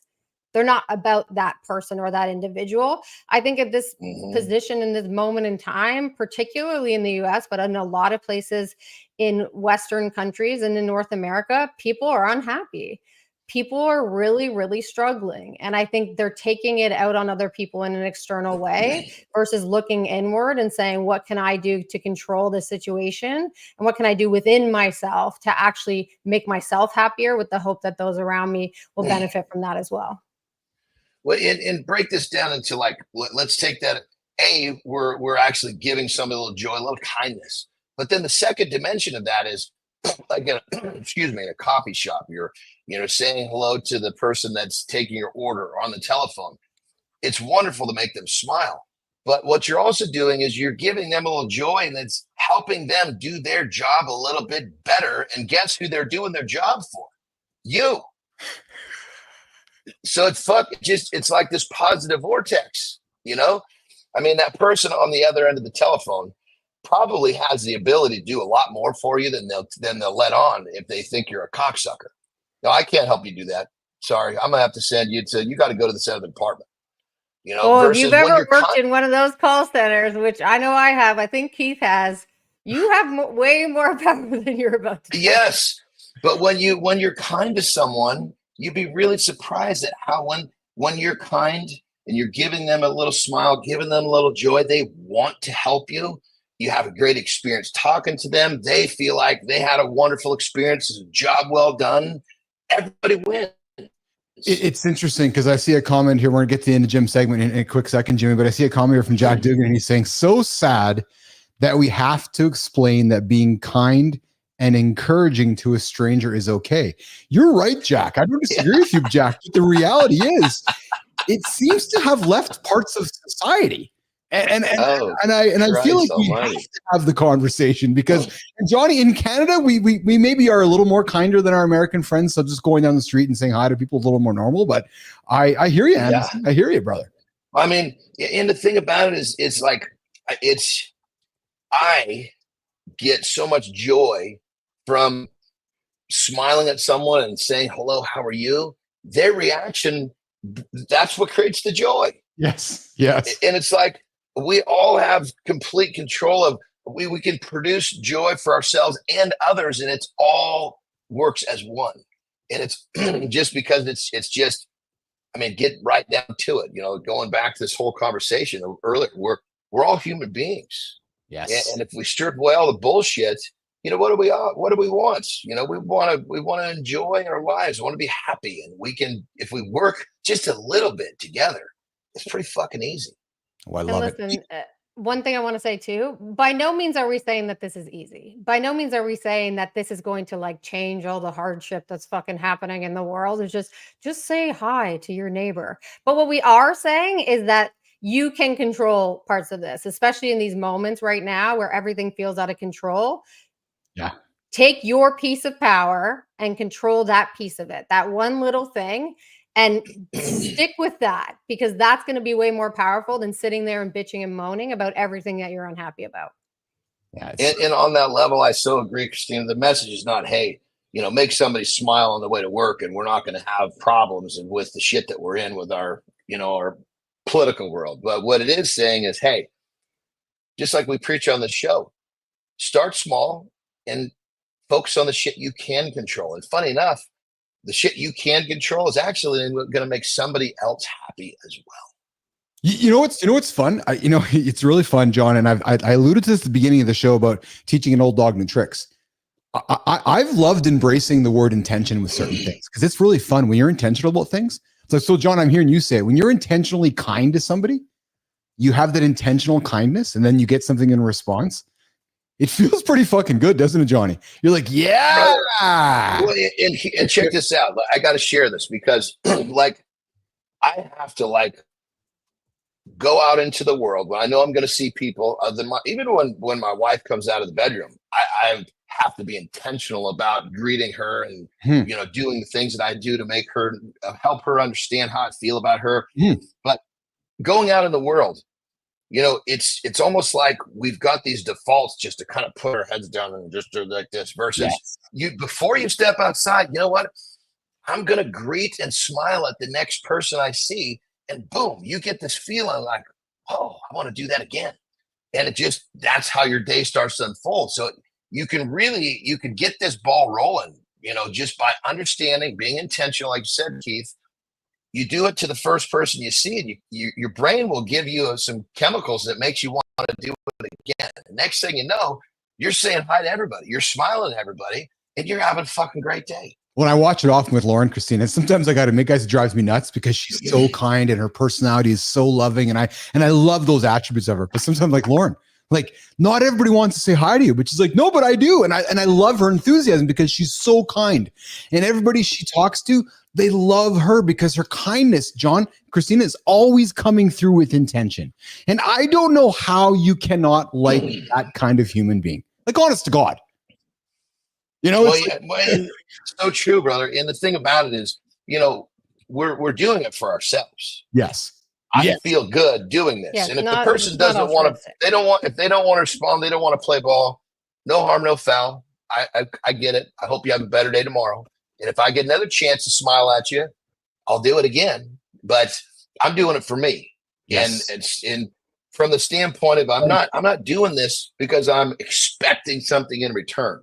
I'm doing it because it feels good to share joy. It feels good to be kind.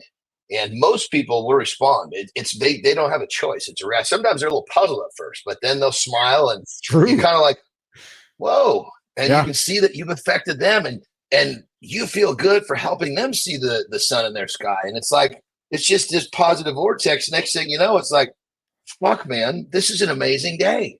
Yeah. You know what I love, Keith? You know what I love? I love picturing Jon walking down the street and Jon's walking, and people think all the things that they think when they look at someone like Jon, right? Yes. And then he's like, hey, how you doing? And they're just like, what the fuck are you talking about? Yes. And I just can't that vision is so awesome. I love it. Well, I'm thinking, Chris, hold on, Johnny. I'm thinking, Jon, hold on, Johnny, but I'm thinking, Kristina, it probably as much motivates Jon because, and again, we're talking in front of Jon, right? So Jon's 6'2", 280 pounds. He's he's a successful athlete. And on the outside, you look at the book and you immediately have a judgment. And then all of a sudden, then he opens his mouth to talk to him. You're like, oh, it's not the cover of the book. And Jon's like, yeah, I've convinced you differently, motherfucker. That's exactly what's going on in his head brain, Kristina. I'm sure. Here's another one too. We often will hold the door for someone, but do it in fucking silence. It's like you hold the door. How are you today? Whoa. It's like, it's just these little tiny simple gestures that just, and it's just being kind. A smile will provoke something in another person. And I think it's just such a missed part of our lives. Yes. In our current society. Morning intentions, morning matters, and morning manners. Tips from Jon Andersen, Kristina Flynn, and Keith Bilous here on Morning Loop Reloaded. Here, Mornings in the Lab with Keith and friends. All right, we're gonna walk Kristina off the stage, and we're gonna hang out. Jon and I are gonna hang out for a couple minutes in the gym. I'm taking the place of Marty for the next few days here this week, where we just making some changes to the schedule. And Johnny and I are going to talk about. I got two things for Johnny here right now, and he's the resident gym expert here. I'm just the guy talking. Johnny, you talk deep cheeks all the time, and I love it because you're talking about building those deep cheeks and the glutes, nice, good glutes. But to do that, you're really going to want to lean into lunges. Let's talk about 3 types of lunges for incredible lower body strength. Because right now I'm envisioning the clip that sits after this conversation. Somebody going, I want to build some deep cheeks. I want to build some powerful glutes. Give me 3 lunges that I can work into my program this week that are going to help me accomplish that. Jon Andersen. Well, I think, when it comes down to the lunge, first off, a lunge, you have a really difficult time not working your glute in a lunge. But I think what people tend to miss about any style of lunge, because there's walking lunge, there's all different types of lunges, is you have to take a deep enough step. Because if you step and the weight is prominently on the ball of your foot or your toes, that's going to engage more of your quad. So what you want to do is when you take that step, you want to basically strike your, and you want to make sure as you go down that you can still stay heel heavy. If you stay heel heavy, that's gonna trigger the back of your leg. If your heel comes up, you're gonna feel all that stress go to the front of your leg, which will also fuck your knees up. So So when you're doing a walking lunge, what I like to do is I like to kick my foot up and go really deep steps, strike that heel and stretch.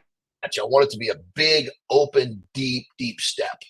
And you can literally feel that glute engage. And then you got to remember that the epicenter of the power or the motor to this movement is drawing yourself back up. If you're a walking lunge, that front foot goes out, heel down. You want to kind of leave the back leg alone. It's just kind of dangling behind, what you want is you want to be digging that heel on the front foot, engaging that glute to pull yourself forward. Don't push yourself up from the back, because now you're engaging the quad again.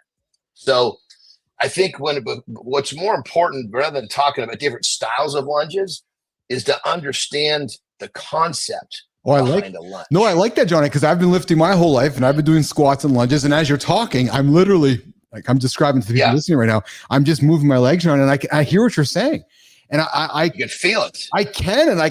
I will intentionally reflect on the fact that I've been doing some of my lunges wrong, because Most people have never been taught how to lunge properly. I've been hitting my quads, but the magic of anchoring in the heel, I automatically went to my glute. I can feel it right now with you on the call here. I can feel it. I anchor my heel, I move forward, and automatically it goes right to my glute, not on my quad.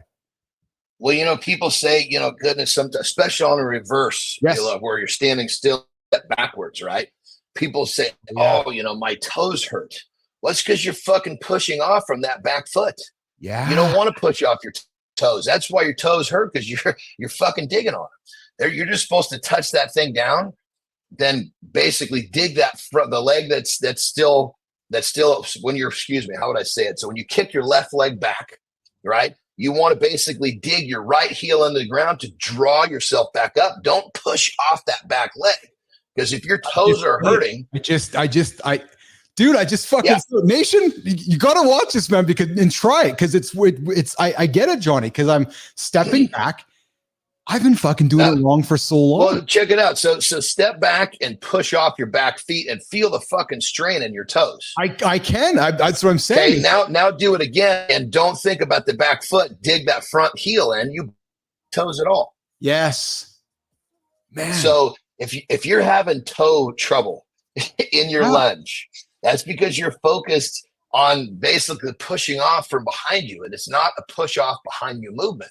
It's a draw yourself forward movement, if it's a reverse or a walking. Now, if it's a standing where you're stepping forward, right, this is actually an easier one for people to get down, because you step forward, all you're going to do is dig in that heel and push yourself back. Because you're not going to push off your back foot, because you're trying to return to where you started. That makes sense? I'm rocking you because I'm listening to it. I'm trying it myself. Changing. So again, the power of intention, right? Intentionally concentrating on the heel, and then here's the tip. Yeah. So take all of this shit that we just talked about and melt it into something that's kind of universal amongst all of the different style lunges. Yes. Is you have to make sure that your heel is always down, and you have to make sure that you're putting pressure on the heel. As soon as the pressure goes from your heel to the front of your foot, your toe, your ball of your foot, you basically shifted a bunch of the load into the quad. Now the quad's going to work no matter what. The glute's going to work no matter what. The question is where basically what percentage. If you're doing a lunge properly, you should be probably close to 70%, maybe 75% on the back of the leg and the glute. If you're doing it wrong, that shifts the other way. A lot of times people say, I don't feel my glutes. Well, no shit, because your heel's up in the air the whole time. Yeah. Well, and this probably also emphasizes, Johnny, as we wrap the segment up, this probably emphasizes that if you're doing it with intention in proper form, you don't need the heaviest weights, do you? No, because when you literally keep the heel down and the pressure is in that glute, and you're actually literally thinking about contracting that glute for the movement, it's a completely different deal. Now, if you don't understand what we're talking about, and you're basically just harnessing every muscle that the body will harness to try to get back to your starting point, then you're really not focused on the glute or the deep cheeks, because that's what this is all about. And yeah, you're going to feel like, God, I don't feel my glutes, so I better put some more weight on there. No, dipshit, just learn to do it right. Well, that's what I've learned in this segment with you. I again, I wanted to take it here because I'm the everyman. I've been doing this thing in the gym for years, and I've learned something from you. And what I've learned from this whole thing, most importantly, is form, intention, and it doesn't have to be heavy weight. But then the last point, Johnny, which you always talk about with our audience, is that you don't need the gym. The power of the body move, the power of the body weight, right? So just doing walking lunges, front or back, with proper form and technique, powerful, isn't it, John? Dude, I mean, go to a park, go to a beach, and do walking lunges. It's fucking fun, man. Yes. It's fun. One more caveat. If that heel is down and your toe is up, if you really want to be safe, keep your toes up in the air, which is a little goofy to balance at first, but then that's going to help you understand what the heel down feels like. Because a lot of times when I think my heel's down, we'll pull your toes up in the air. If you step into that position, pull your toes in the air, finish the movement, you're going to feel that you're going to understand the load in the heel, and that's what you're looking for. Dude, that's fucking gold, man. I just, again, Zeglin, buddy, you've been training me for years. You missed this one, man. You missed it. So, Johnny, we're going to have to tease AJ tomorrow on the show here, because AJ's been training me for years, but we missed this lunging part because AJ did it. He had us doing lunges left and right. And when I climbed Kilimanjaro, I was doing lunges left and right. But I Johnny admittedly was probably focusing too much on the quad. And now that you've taught me, I'm really going to emphasize on my legs day tomorrow: toe up, heels down, less weight, on form. This converts this toe up thing and a heel down converts into a squat to keep your knees from getting fucked up.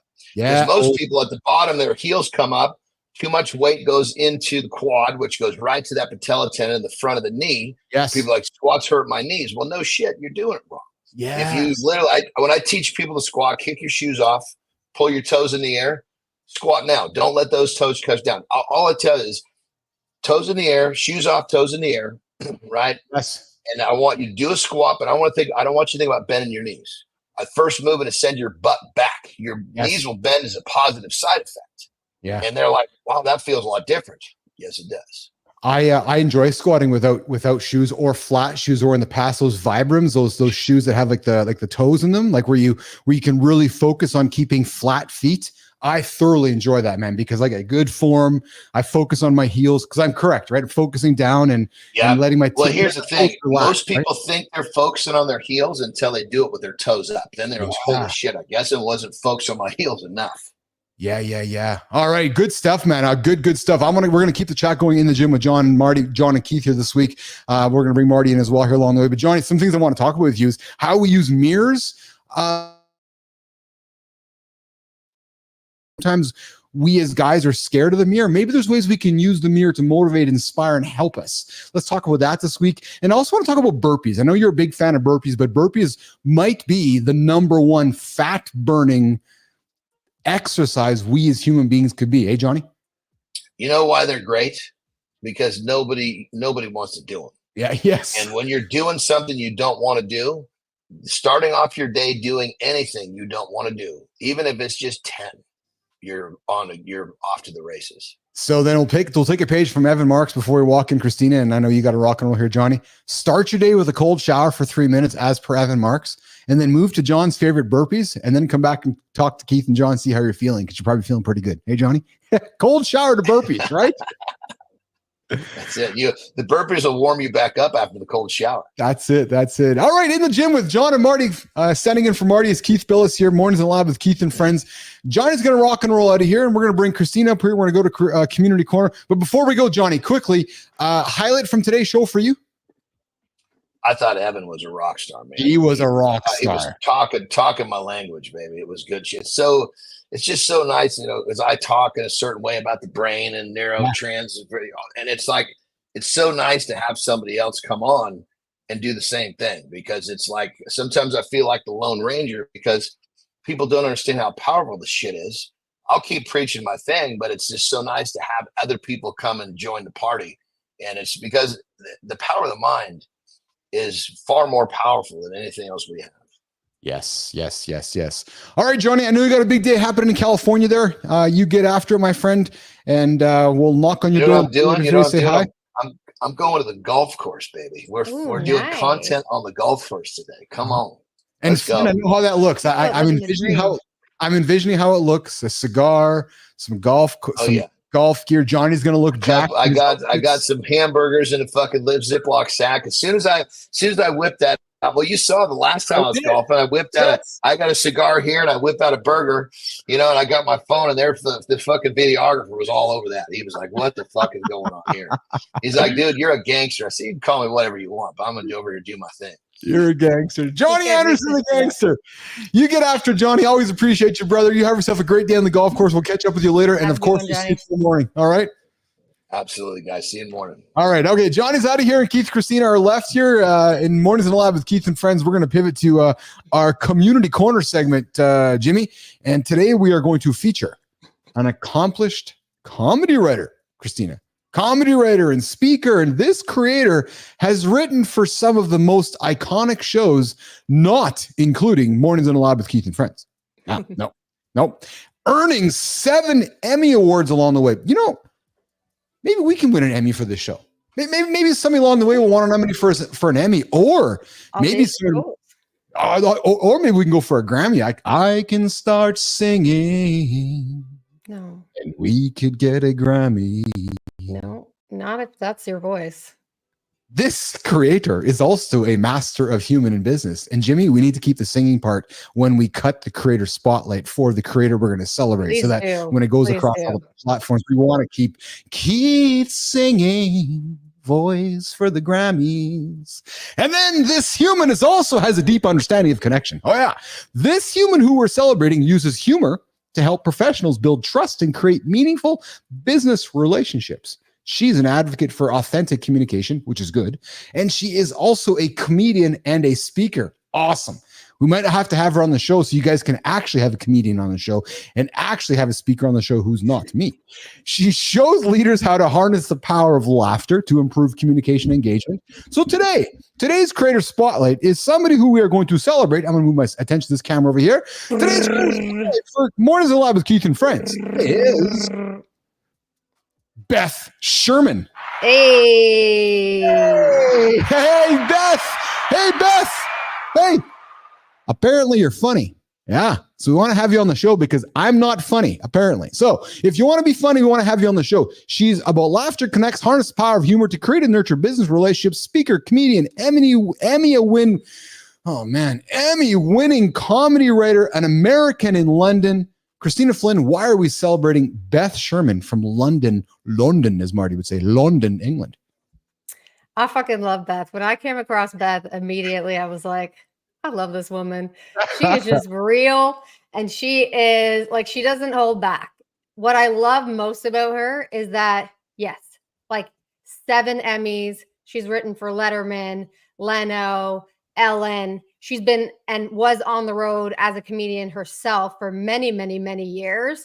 And she's taking that very unique expertise and skill that she has that not many people, particularly in the LinkedIn world, have. And she's saying, hey, there's real value for this. Not just if you want to just get up on stage and do stand-up. No, aside from that, there's a way for you to integrate humor and authenticity to connect more with your audience. And I'm going to actually teach you. So if you love humor and if you love comedy, this is the dope part about Beth.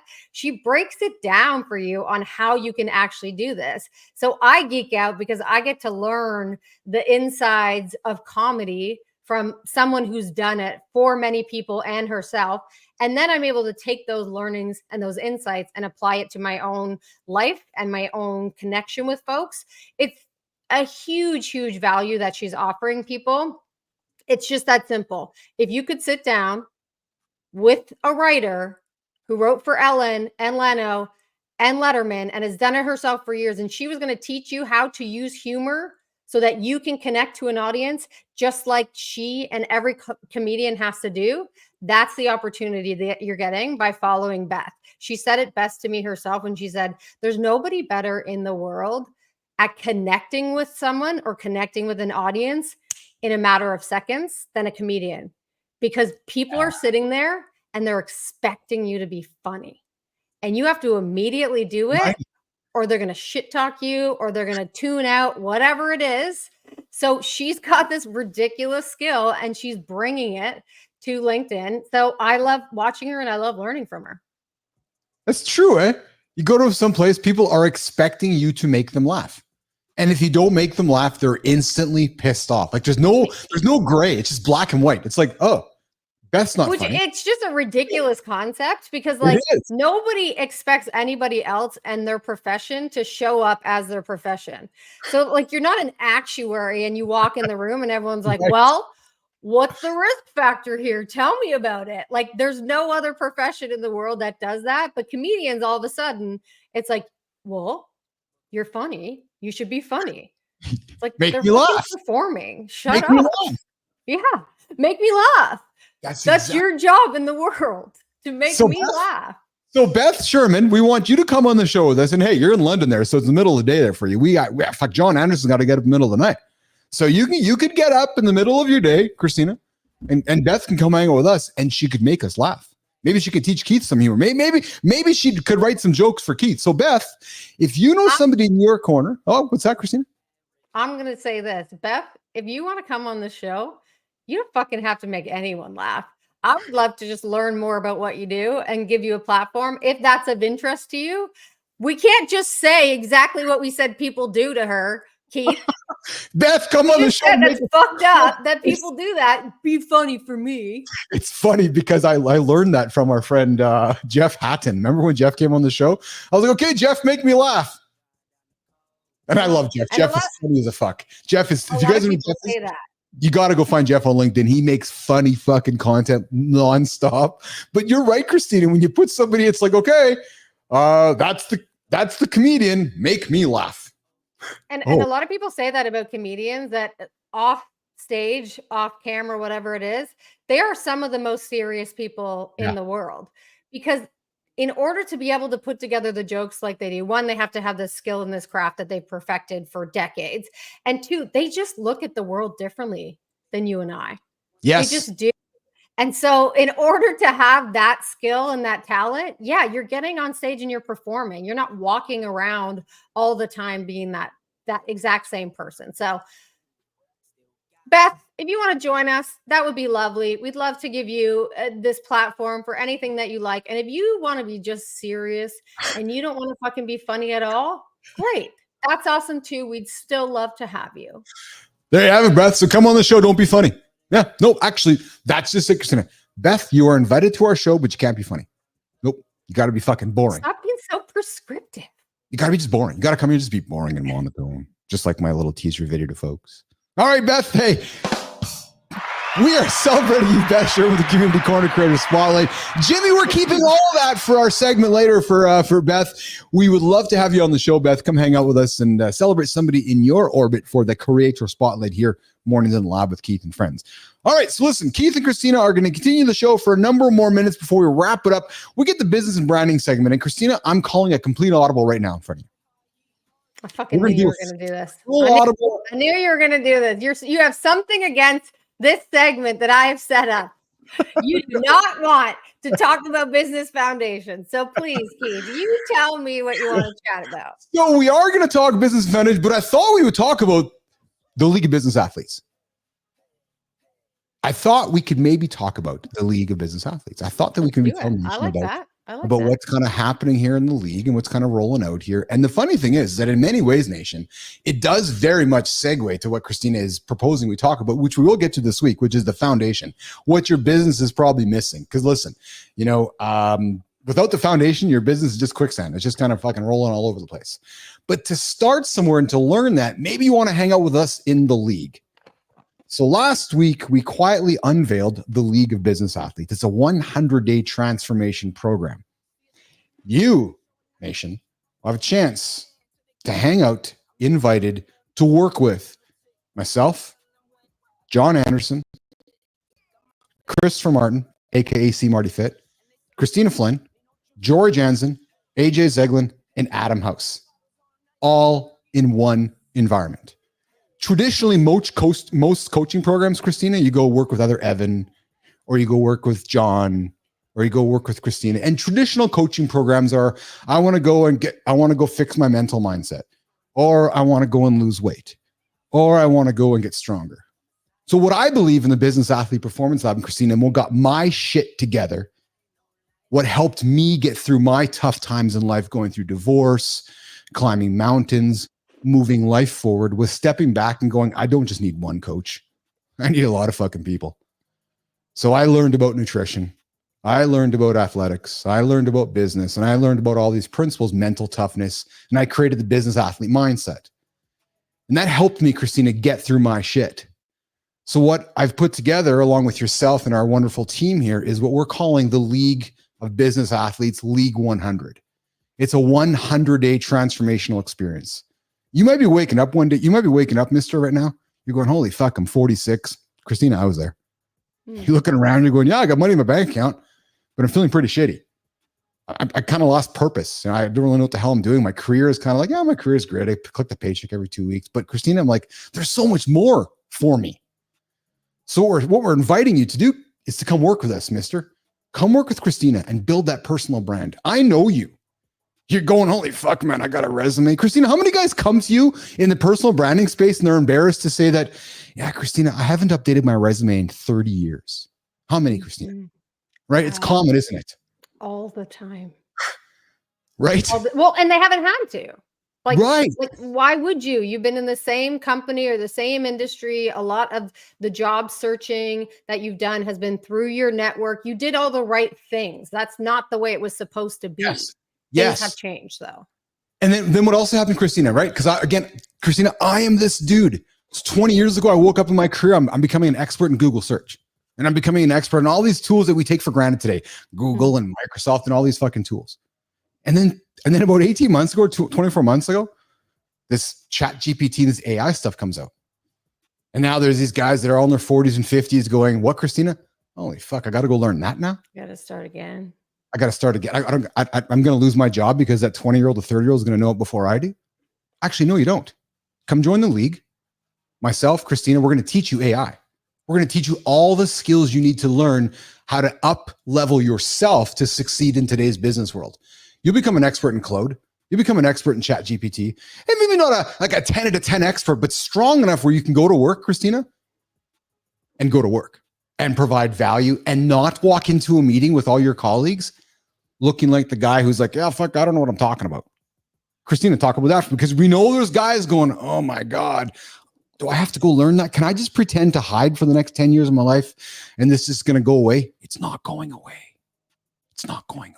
It's not going away. And can you stick your head in the sand? Yes, you absolutely can. You probably did it with social media because you were like, fuck this. I don't want to learn something new. But you then are no different than the generation before you, your parents before that were like, I'm not using a credit card on the internet. I'm not giving them my information like that. And I guarantee you looked at them like, yes, fuck off. Like, this is not that big of a deal. But now all of a sudden you're cool. You're set in your ways. And I get it. But if this is resonating with you, it's because you're not that happy. And this is one area that we're saying, listen, you have ridiculous skills, very, very great skills, 30 years of experience, 20 years, whatever it is. So why not make the most out of those skills that you have as you're looking to transition into a new role, a new industry, a new company, whatever it is, start your own thing. As you're looking to do this, why not make the most out of those skills with the tools and the technology that's available to you? Right now, the biggest one is AI. Yeah. So why ignore it? If you were completely happy, you wouldn't be fucking listening to us anyways. Kristina, I believe guys like me and Evan Marks, with all respect to my younger 30, 40-year-old friends, I think guys like Evan Marks and myself have an edge.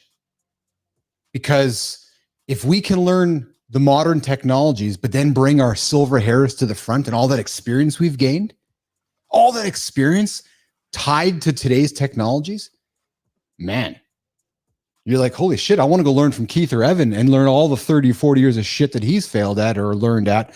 Plus the guy knows how to use Claude and Chat GPT.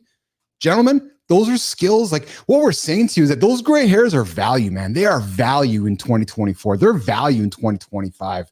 They're not something you should be embarrassed about. They're something you should lean into, right? And then we can take the AI tools we're playing with in the marketplace and bring more value to you. So I invite you to listen to what I'm going to say next. You're going to join the league. We're going to make you. And here's what might happen, Kristina. Here's what might happen if somebody joins the league. They might look in the mirror and feel better about themselves. They might lose weight. They might gain muscle. They might become more confident. They might gain some skills they don't have yesterday. They might learn some ideas around intention. Their relationship with their family, their spouse, their colleagues might get better. Right? So you're gonna work with AJ on mental mindset. You're gonna work with Jory on food, talking about ketosis and ketones and glucose and learning. And again, maybe things that you've learned, Nation, over your 30, 40 years of your life, but you're like, I'm fucking kind of a little squirrely and I wanna age gracefully. Kristina, I'm there, man. I'm 52. I'm trying to age gracefully every single day with my food choices. You're gonna learn that from Jory. You're going to work with Jon on good habit stacking, work with Marty on physical strength, work with Kristina on building your personal brand, and then work with myself and Adam on leadership and business. So gentlemen, if you are looking for a full experience to change your life, the League of Business Athletes is for you. It's a 100-day program, but when the 100 days is up, Christine, you don't leave. No, you're part of the league forever. You're part of the league. We only got 10 spots available in a brotherhood. And our plan is to launch brotherhoods throughout the year. So Kristina, you also might connect with people like Evan Marks. I don't know about you, but I wouldn't mind having Evan Marks in my network, or a guy like Adam House or Jon Andersen. You know what I'm saying? Mm-hmm. Or Kristina Flynn or Christopher Martin. Like, connect. And you might even get a chance to be on the show over and over. And you might have an accountability partner. So I'm just saying, you join the league, you start your day every single day with intention. You got partners in life to help you achieve your big, audacious goals. What am I missing, Kristina? There's lots going on here that people just don't know what's hitting them with. It's a pretty substantial program. Yeah, I mean, I think too oftentimes some of the first conversations that I have with my clients when we sit down and I'm like, what's going on? Like, why did you reach out to me? What's happening? Yeah. And a lot of times the conversation is, I'm fucking looking at these people out here on LinkedIn. These people claiming to be experts, these people that I know don't have nearly what I have in terms of experience and intel. And they're pissed. They're like, who the fuck is this person? Because that's like our ego's response, right? Like, who the fuck are you? Who the fuck are you out here doing this and doing that? And my response is always, they say, how the fuck did they get that? How the fuck did they get that role? How the fuck did they get this? Working with Nike, working with it. You want to know how they fucking did it? They got to know and understand themselves and their story, and they built a personal brand around it. And all of that stuff combined with feeling better about yourself, getting over those like limiting beliefs that we all have, figuring your shit out about what's next, your body, your brain, your mind, your spirit, all of that stuff that we all need to perform at the highest level. Those are what those people that you're judging online are doing. And they're going to continue to do because they see an opportunity that you don't. So either you take advantage of it or continue to watch people that have less experience, less knowledge, less insights to offer than you do, get the opportunities that you think you should be getting. Yes. And Kristina, in my closing comments before we say goodbye to Business Athlete Nation, I'm going to leave this with you guys. I was reflecting upon this before I walked into my semi-cold shower this morning, Kristina. It wasn't fully cold. I feel like I'm not at fully cold. I can't breathe. I'm anticipating that there's probably going to be a moment where I'm going to be having a cold shower here soon because I'm getting on this show every single day talking about the power of it. And I don't know how I can't be hypocritical. So Evan, you fucker, man, you're actually convincing me to walk into the cold shower here. But my point, Kristina, is this, and here's the most important part of what I'm going to tell everybody right now. We are not selling you a brand new system. Nope, no system. You hear us talk about this every single day on the show. The magic with the League 100 is two things: starting your day first thing in the morning with us, and secondly, having an accountability partner called Mornings in the Lab with Keith and Friends, with Kristina and Jon and Marty and Keith and AJ and Jory and Adam, all in your corner.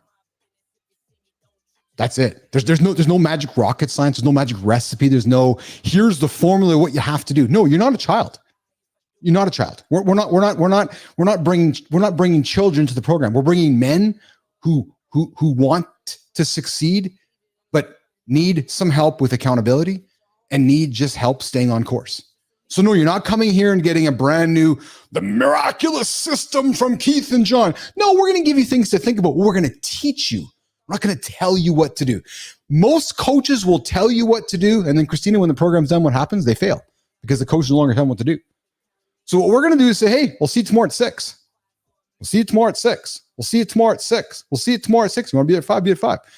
And I believe that if you keep doing it every single day and you show up with intention, the 100 days are going to be magical, but then the remaining 265 days of your year are going to be even more magical. And then Kristina, the rest of your life is going to be magical for one reason only. We've helped you build sustainable habits for a lifetime. How do I know this, Kristina? Because I went through it. That's it. That's it. I'm going through it right now. There you go. Awesome. Nation, I love you guys for tuning in today. We're going to wrap up the show, Jimmy. What a great show today. Evan Marks brought some nuggets. His energy, I didn't know if I was going to be able to keep up to that, but I'm glad that we had Evan here, and we're going to bring Evan back. Evan's clearly a business athlete. Jory dropped nuggets, and I loved your topic that you had on the table today regarding how we teach our children food, and I want to get into that perhaps next week. I just knew when she dropped the ketosis topic last week, and again, I always put myself in the shoes of our audience. I've been there, and I'm like, okay, I want to go with the ketosis. Well, fuck it. It doesn't happen after 2 days. Sounds so easy until it doesn't, and the way that she was describing it, I was like, damn. Yeah. This is not like a podcast description I've heard before. Right. I was like, oh, this is not that simple. Okay. No. And it makes sense, obviously, but still. Yes. So I'd encourage you guys to check that segment with George Jansen, the protein break. We talked ketosis. And then, of course, we spent a lot of time today talking about one thing, Kristina: kindness and humanity, and not judging somebody based on policy. Judge somebody based on who they are as a human being, because there's a very distinct difference. So as you're going through your day this week, Nation, as you're going through your week this week, Nation, I invite you just to always lead with humanity and kindness. And man, I know it's cliche, but there's a reason we use cliches, because they're true. Mm-hmm. Kristina, let's get out of here. Let's have a good day. Let's go tackle it. Monday in the week, Monday at the Loop, November 4th. Nation, thanks for joining us today. Good time. Alex, John Dugan, Jack Dugan. Jack, I love having you here, man. And again, I invite anybody who's considering applying for the League of Business Athletes program, League 100. We have it running. It's bappel.ai/will you qualify. You got to qualify for the program. We're not just taking anybody with a credit card. True story. All right, let's get out of here. Jimmy, let's go to work. Kristina, let's go to work. Have a good day, guys. We'll see you later.